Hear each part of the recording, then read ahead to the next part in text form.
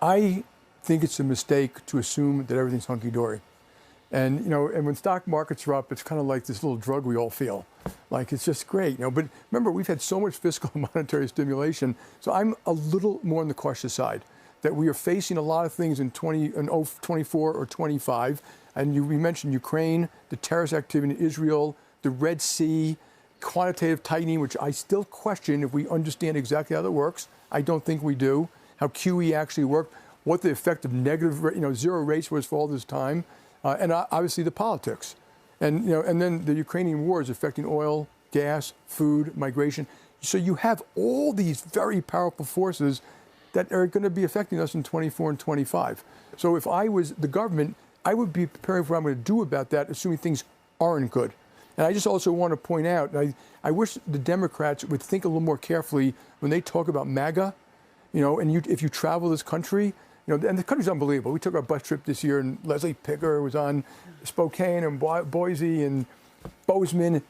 People are growing. They're hungry to grow. They're innovating. It's everywhere. It's not just Silicon Valley. So we've got this great hand.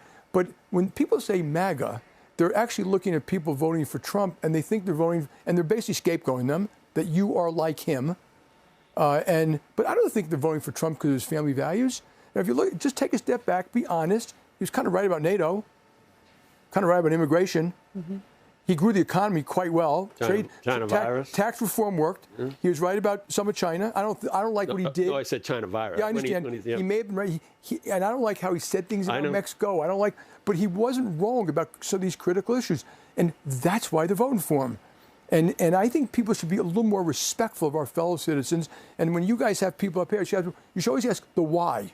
Not like it's a binary thing. You're supporting Trump, you're not supporting Trump. Why are you supporting Trump? It's hard to hate 75 million of your fellow Americans. And I agree. It's done crazy. And, the Democrats have done a pretty good job with the deplorables, hugging onto their Bibles and their beer and their guns. I mean, really, could we just stop that stuff and actually grow up and treat other people with respect and listen to them a little bit? And I do think the economy will affect, and I think this negative talk about MAGA is going to hurt Biden's election campaign.